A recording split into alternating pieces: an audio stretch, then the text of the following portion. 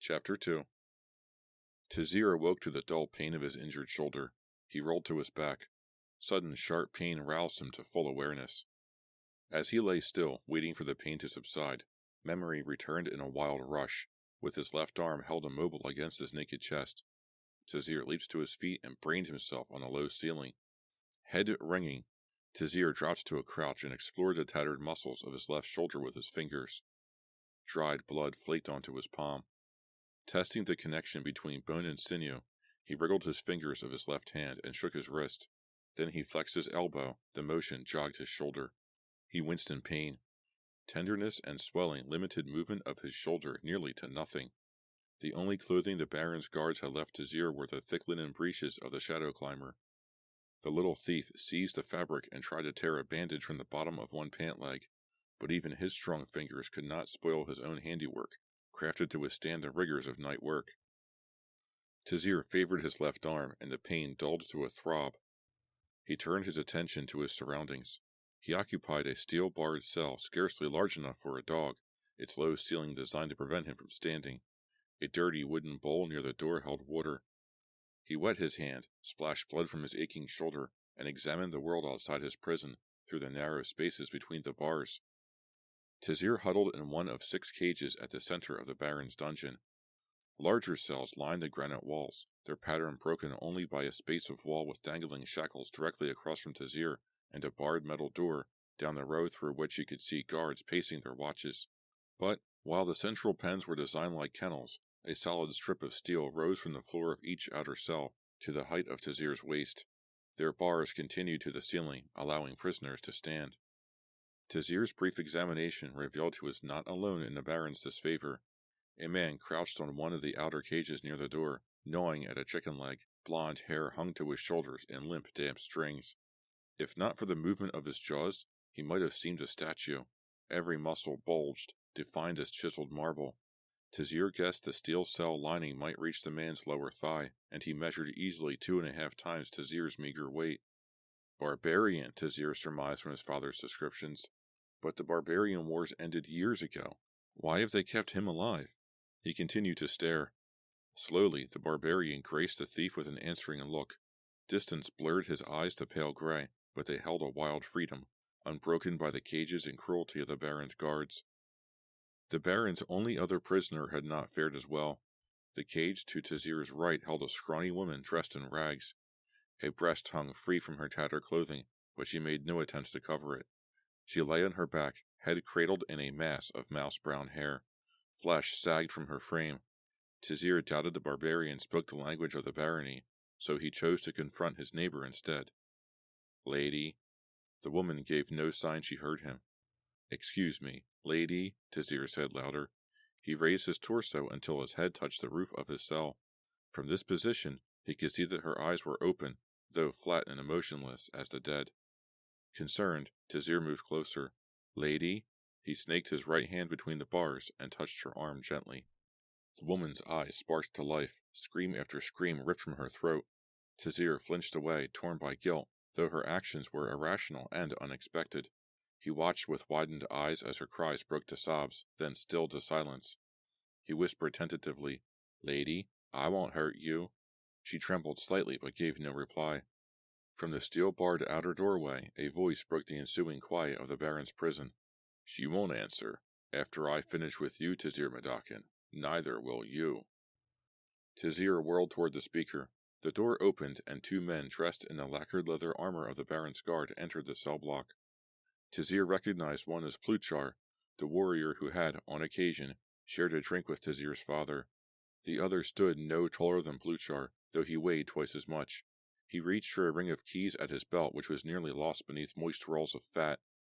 Tazir unconsciously crept toward the back of his cell, while the obese guard latched and locked the outer door. Neither of the guards carried a sword, but Pluchar clutched a thick wooden staff. His gaze flicked over Tazir, then dropped to the floor. The fat man turned. He stared at Tazir with the same loathsome interest as a buyer examining a curvaceous female slave. The corners of his mouth twitched to a cruel smile. Tazir tried to read the guard for some flaw or weakness which might allow him to escape, but he found only the deep-seated viciousness his father had despised. Pluchar shifted uncomfortably. He spoke softly to his companion. "Go easy. He's Taz's son." Amusement filled the guard's dark eyes. "If he cooperates, I won't harm him at all." He walked toward the caged barbarian toward the front of Tazir's prison. Pluchar paced a parallel passage to the back of Tazir's cell line. The thief tried to watch both men. His back touched the bars which separated him from his neighbor. He pressed his injured arm tight to his chest, unable to banish the memory of Baron, once the street gang's strongest member. Tazir recalled Baron's lifeless body in a sewage trough days before the raid on Karana's temple, which resulted in the execution of Warren's rogues. Baron's skull had been staved in, his skin crisscrossed with bruises, his wrists rubbed raw from shackles. There could be no mistaking the guard's method of interrogation. Now, the threat of punishment raised sweat on Tazir's temples. He fought memory, aware he would need his composure and his wits intact. As the guards approached from opposite ends, Tazir fixed his attention on Pluchar. The guard avoided his questioning stare. Behind, Tazir heard the muffled clack of keys and the squeal of rusted hinges as his door swung open. Forced to a crouch by the abnormally low ceiling, he spun toward the fat guard. "Out!" The guard indicated the cell door. Flesh jounced about his elbow. Tazir recalled his father's stories of dungeon brutality. He froze. The guard's double chin raised slightly. "Pluchar?" The staff slid through the bars and jabbed Tazir's side. Off balance, the thief fell. Wincing with pain, he caught at his injured shoulder and scrambled forward to avoid another poke. A fleshy hand caught his upper arm and dragged him from the cage. Even as Tazir tried to gain his feet, a massive fist crashed against his ear, smashing his face to the floor. Tazir's consciousness swam. All his years of planning and prowling had not prepared him for physical combat. The guard moved surprisingly quickly, with none of a fat man's laziness. The huge hands hefted him like a doll and jammed his chest against the wall. Dazed, Tazir swung blind. The guard caught his arm, ripped it over his head.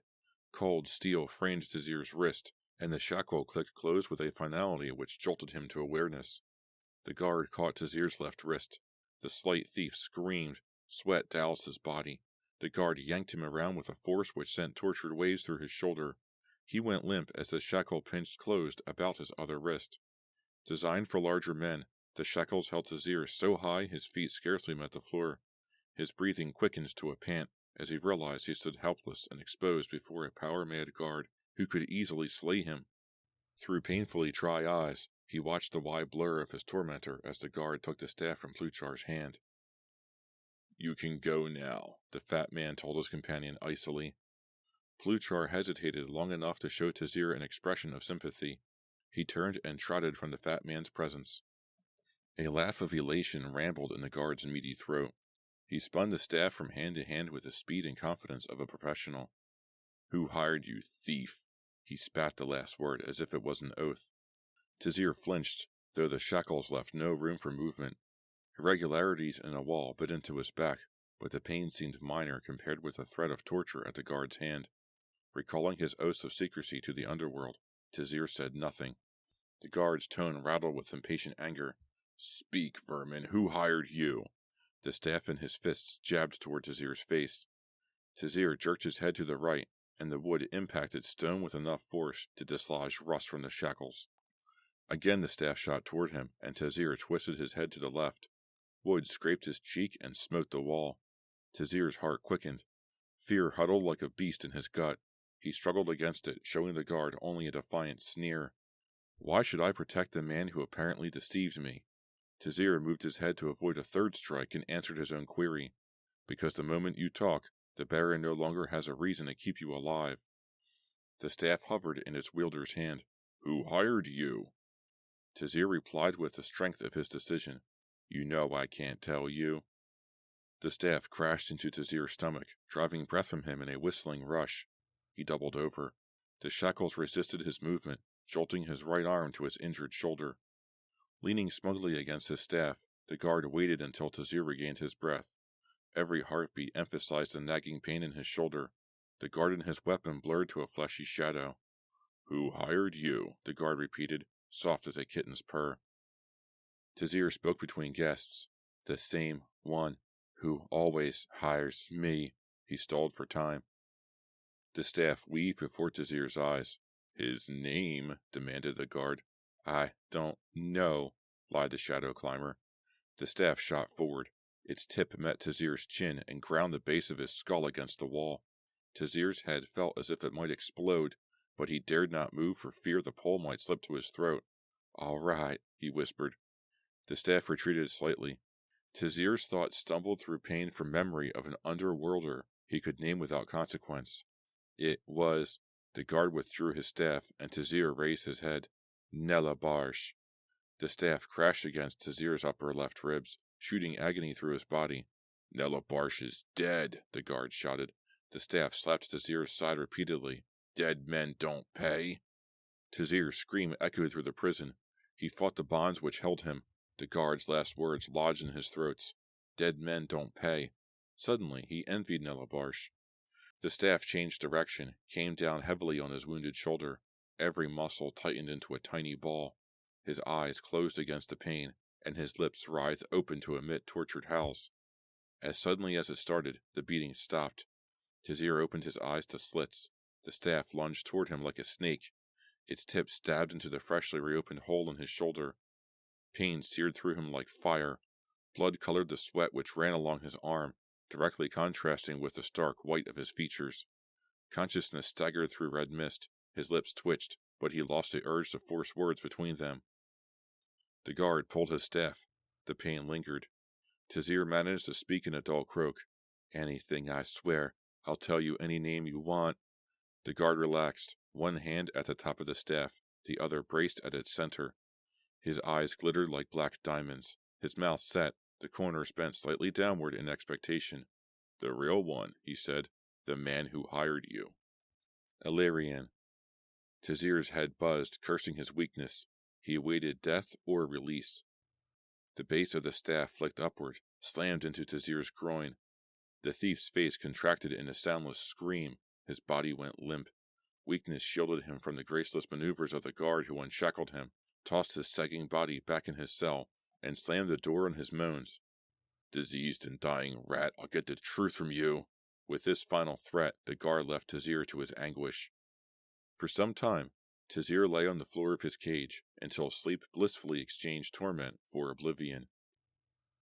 Tazir awoke, curled like a fetus on the floor of his cell. The jolt of consciousness tightened his sinews, and pain ground and hammered his body while memory of his torturer reeled through his mind. Karana's hell! His stomach lurched violently. He fought the quivering muscles of his gut and rolled to his hands and knees. Dizziness smothered him like a curtain of black and red. Tazir waited patiently while discomfort dissipated, and the room returned to clarity. To his right, the female prisoner lay on her chest, her eyes vacantly forward. Her tongue flicked through her water dish like a cat's. Tazir turned away while resolve crushed the torment of his badly bruised ribs. I won't become like her. He could tell by the lack of scars on her own skinny body. Her trials had been far different from his own. I must remain strong. Tazir mentally explored his aching body. Nothing seemed broken, and he realized his left side had sustained all the damage. He reached for his own bowl of water. Catching it in his right hand, he poured the warm liquid between his jaws.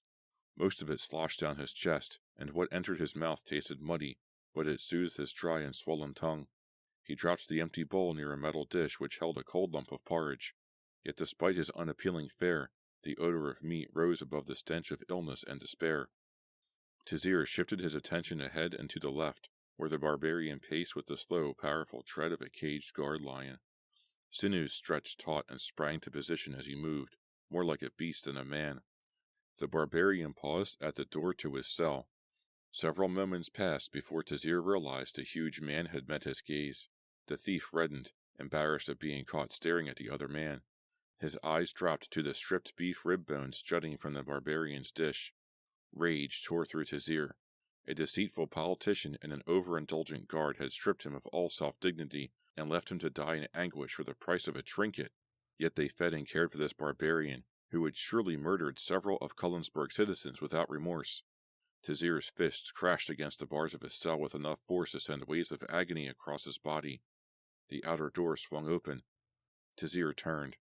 Another man stood at the entry to the cell block with Pluchar and his fat companion. The sight of the man who'd splintered his pride with intolerable tortures, washed Tazir's skin in sweat. The battering seemed only moments ago, though bruises and hunger revealed much more time had passed. The third man tipped his head toward Tazir, and the thief recognized him in the dim light from the corridor. Illyrian! Tazir crouched, jarred by a mixture of hatred and hope. He waited. Thank you. I'll speak with him alone, Illyrian addressed the guards. The fat man's reply sent Tazir into angry spasms. He's small, but even desperate mice grow dangerous. Be careful. I won't go near him, Illyrian promised. He started along the path between the cells as the door clanged shut behind him. Tazir lowered himself to the floor and pressed his back to a corner of the bars. Illyrian circled the far corner of the central cells and hesitated before the barbarian's cage.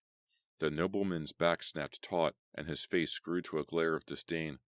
Tazir closed his eyes while Illyrian covered the remaining distance to his cell. Tazir opened his eyes and fixed a bleary, pain-glazed glare at Illyrian, who leaned against the wall, chewing at his fingernail. Tazir's voice emerged as an unfamiliar whisper. I hope you've come to release me. Illyrian met Tazir's gaze. Release you? His laughter thundered through the prison and faded to ugly silence. After I worked so hard to gather the information to catch you, such a foolish child. So I was betrayed. Flecks of dried blood on the wall behind Illyrian brought sour memories of Tazir's torture. Small wonder the guard thought I lied when I named Illyrian. Illyrian's features twisted to a chilling frown. Is lying to a thief betrayal? No matter. To me, you served as a pawn to gain the favor of the Baron and his priests. Tazir spit. Karana, damn you, liar! Illyrian continued as if Tazir had never interrupted. The Baron wanted a thief with the appellation of Shadow Climber. I happened to gather some other information. What a lucky coincidence my timely warning rescued the greatest artifact of the very temple which would confirm me as Prime Minister. Illyrian's eyes narrowed. For the first time, Tazir realized how much the nobleman's sharp features reminded him of a rat. The last stubborn remnants of pride held him silent. Illyrian sidestepped. Tazir sensed some inappropriate rage funneled against him. When I set you up for arrest, I didn't know you were Tasmadakin's son. Years ago, your father menaced my rise to power. He turned on Tazir, a sneer of wry amusement. You can see which of us was destroyed by it. Outrage filled Tazir, but he controlled the urge to question Illyrian further. For now, he needed the nobleman's goodwill. I've served your purposes, and I'm no threat to your cause. Let me free. Illyrian shook curls from his cheeks. And risk the Baron's disfavor?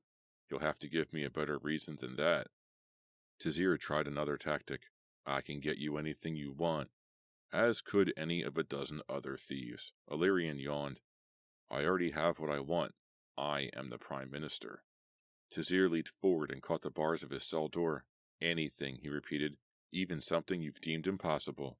I am the Shadow Climber. As could any of a dozen other thieves with pseudonyms, Illyrian amended. Happy captivity.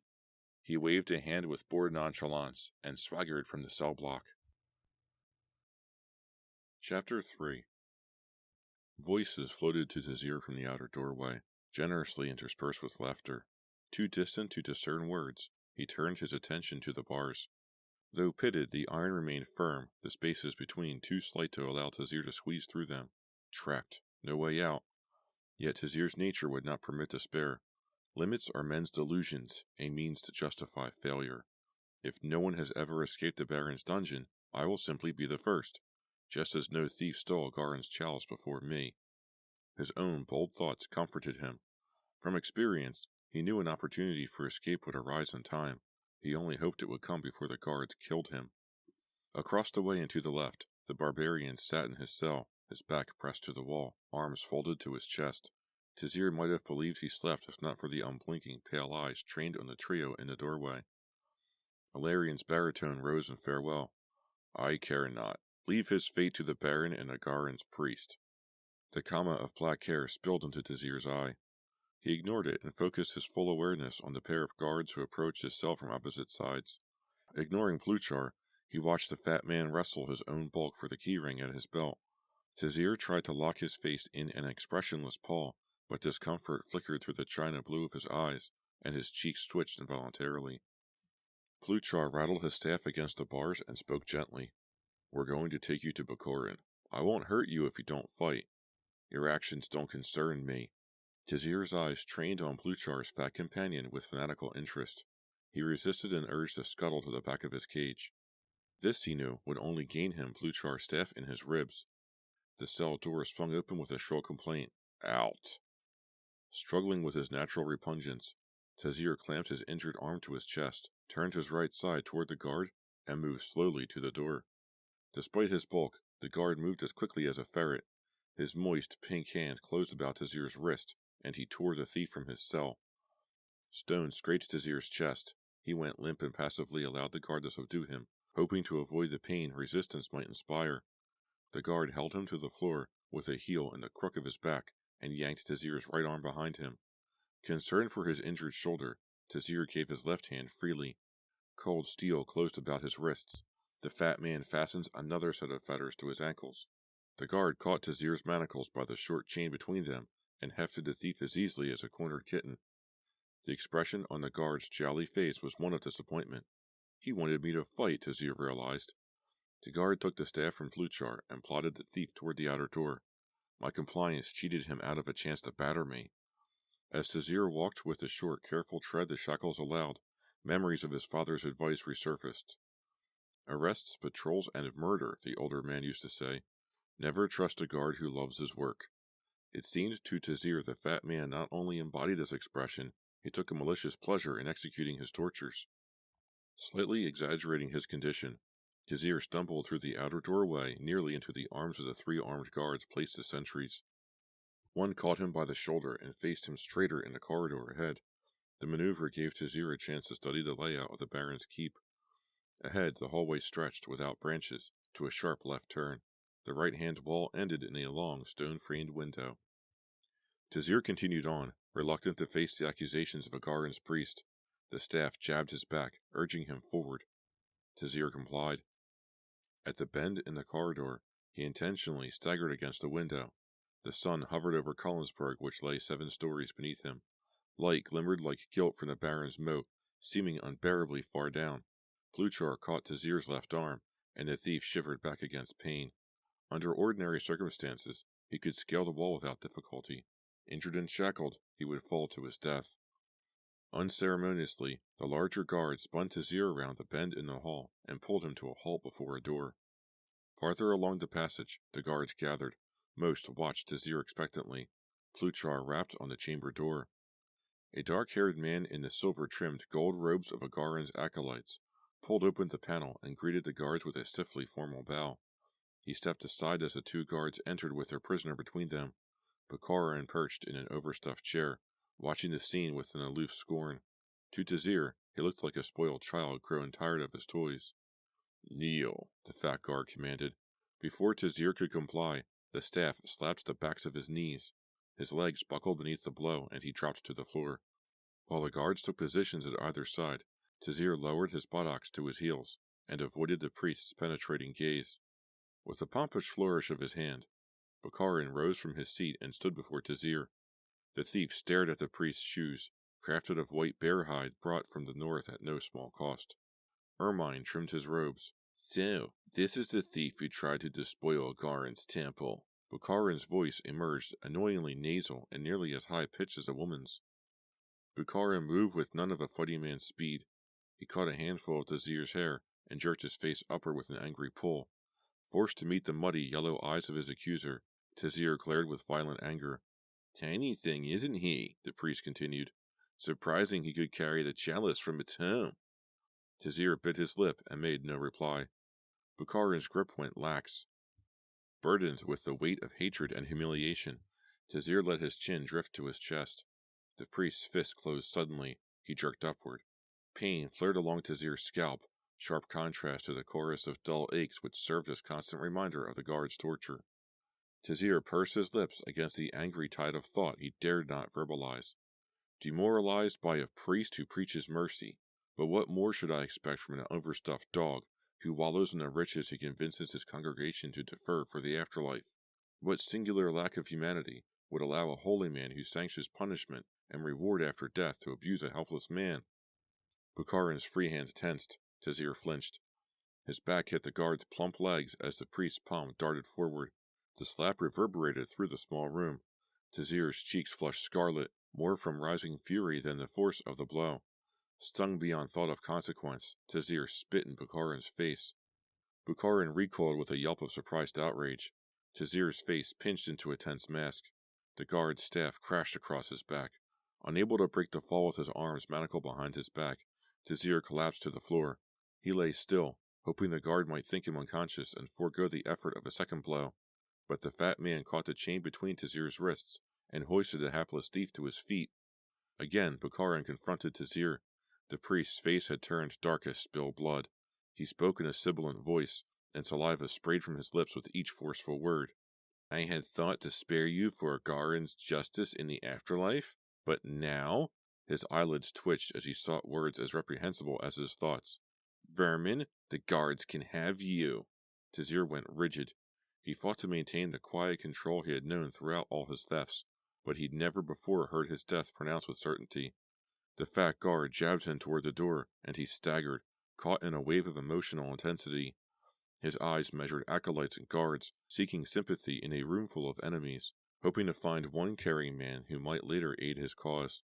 He focused on the fat guard's face. The cruel dark eyes gleamed with wicked anticipation, and Tazir felt composure slip like sweat from his taut lips. The door clicked open before him, loud as thunder in the room's warped silence. Together, Pluchar and his companion pushed Tazir through, and the door closed with the same heightened amplitude of sound. The whole sentries merged towards the guards and their prisoner. Their questions seemed to blend into the numbing rumble of sea in an empty whelk shell. Tazir heard his sentence of execution repeated until the words failed to have meaning.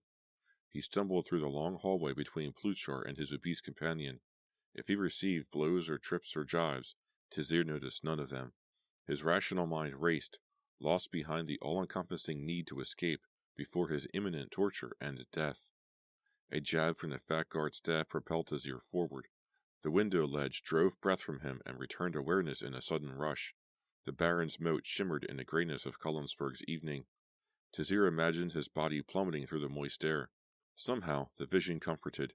He had always expected death to come to him in this fashion. A fall from a wall or ledge, the rush of air like the strongest winter wind, the short burst of complete agony followed by the nothingness of the final void. But the fat guard spun Tazir through the corridor.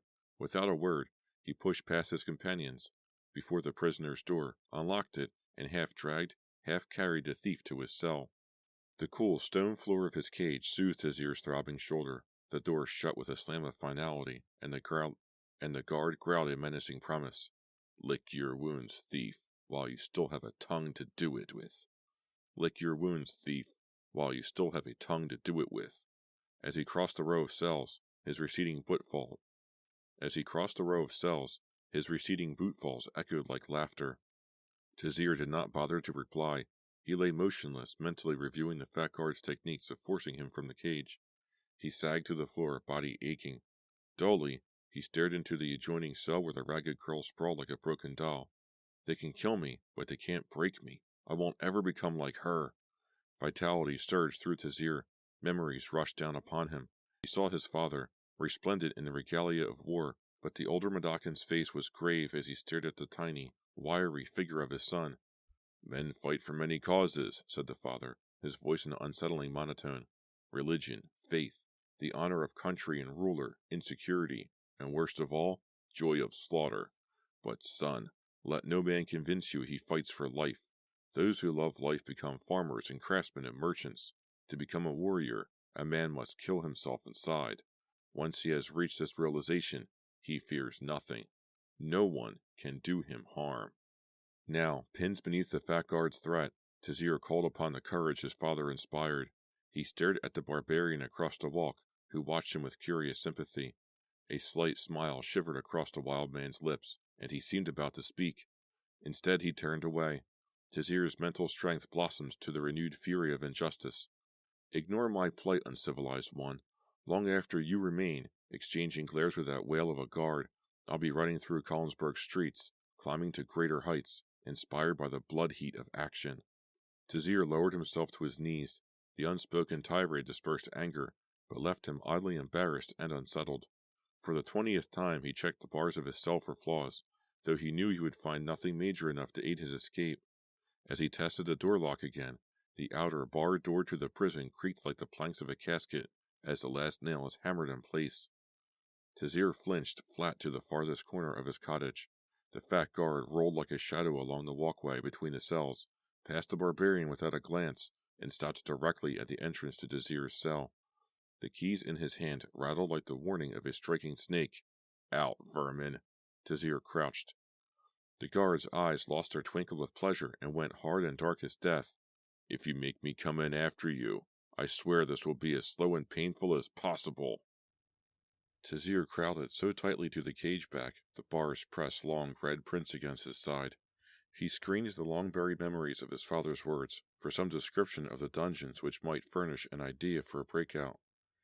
"Taz, the worst task of all is prison duty. Light whipped dogs in cages shaped like kennels. Men huddle despite your best reassurances. And why should they believe you? Some of the guards handle prisoners unnecessarily roughly. Some of the women have been raped 100 times. The cell door swung open. "A slow death, then," the guard's voice rasped. His bulk shivered lower. The expression on his face mingled annoyance and anticipation. "The harder you make this, the worse it becomes for you." With a fighting man's caution, he entered the cage. Tazir's sinews tightened to wire.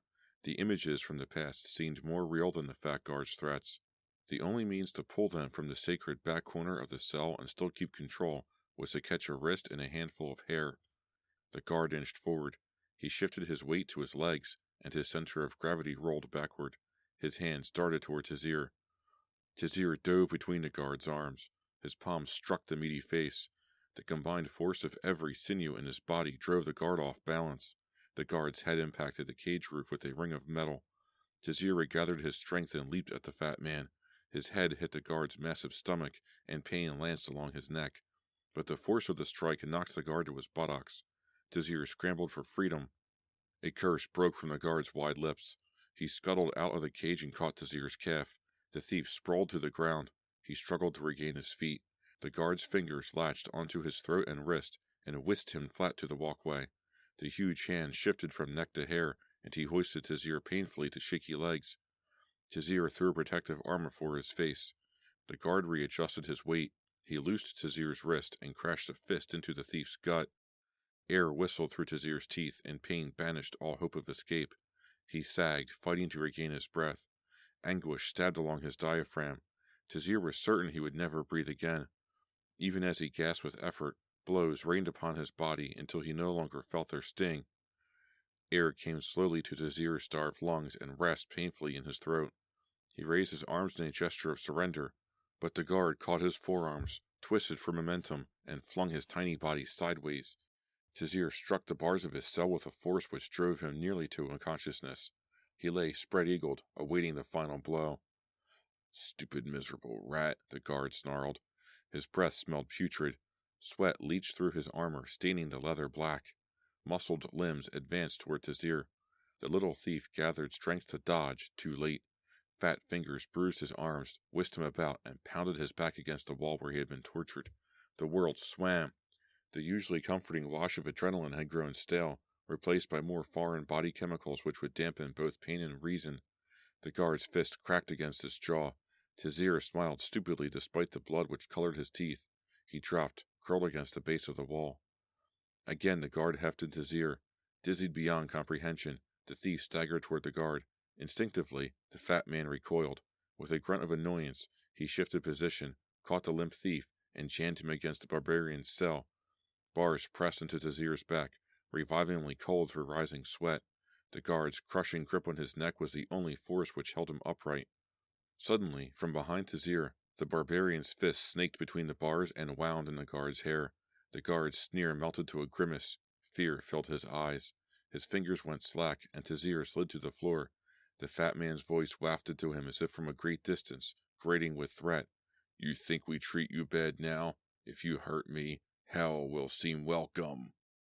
A deep rumble rose from behind the bars like the purr of a giant kitten. Through the unshakable haze between reality and dream, Tazir recognized the sound as the barbarian's laughter. He struggled to one knee as the barbarian tensed. The guard's head struck the bars with an impact which jarred Tazir to the ground. A single scream rent the tomb-like sanctity of the Baron's prison. Repeatedly the guard's head thunked against the cell wall. Flailing limbs buffeted Tazir as the guard bucked in the throes of death. Then suddenly, the expansive body flopped to the floor beside him. Tazir's thoughts narrowed to one idea. Weapon. I need a weapon. He rolled toward the ground, turning his eyes from the bloody mess which had served as a guard's head. A delicate search revealed no weapons. No sword hung at the dead man's side. No knives graced ankle, hip, or pocket. The wide belt around the fat man's waist supported only the prison keys. The twigs of metal slid through Tazir's hand and rattled hollowly. The barbarian voiced an unrecognizable explicative. A huge hand, dripping guard's blood, clawed for Tazir. Dulled by pain, Tazir did not move. The barbarian's reach fell short, and the thief watched in fascination. His eyes rolled to the wild man's face, and met a demanding expression and eyes as hard and unquestioning as nature. It took Tazir's mind an unreasonably long time to recognize the obvious. He wants the keys, and he saved my life. Tazir caught the keys and struggled to his feet. He waited for dizziness to pass and a wash of blackness marred by white spots. The barbarian watched expectantly. Tazir's shaking hand jerked toward the barbarian. He flung the keyring at the massive figure beyond the bars and ran. Again, Tazir's thoughts channeled on a single track. Escape is only through the dungeon door. Metal clanked behind him as he half ran, half staggered through the cell block. Even as he approached the barred outer door, sense seeped slowly back into his numbed brain. One of the 3 sentries at the door leaped and spun. Tazir's loose! A sword sprang to his hand, reflecting candlelight like stars. Tazir cursed a fog of pain which dulled his normally quick wit. He wheeled and raced back into the depths of the prison. A voice rose above the hammer of his heartbeat. I'll get him. He's hurt pretty badly. The door creaked open and crashed shut. Pursuing booted footfalls haunted Tazir through the corridor. The guard was running. Tazir ran as fast as his failing strength allowed, around the curve in the prison path and past his own cell. Abruptly, the echo of footsteps died, replaced by blaring silence. Tazir whirled. Up the corridor, the barbarian draped the sentry across one shoulder. The guard's neck lay at an awkward angle, and his sword glittered in the barbarian's hand. The barbarian crept soundlessly toward the outer door.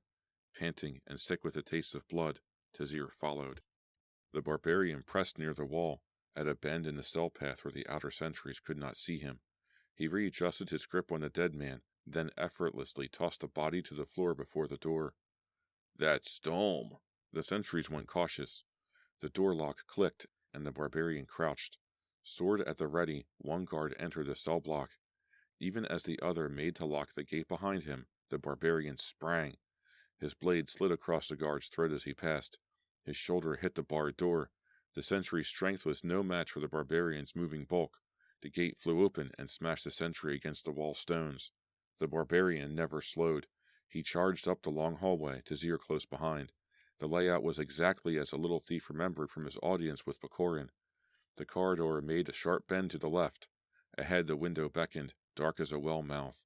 Its silken curtains flapped in the night breeze. At the turn, the barbarian stopped with a grunt of frustration. Tazir pulled up beside him and stared down the corridor. A multitude of guards lined the hall, all in metal-studded armor and most armed with broadswords. But the barbarian gazed beyond the immediate threat to a growing row of crossbows at the back. Tazir swore.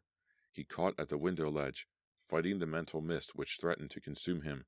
Dangerously far below them, the Baron's moat reflected the light of distant stars in a marbled pattern of black and gold.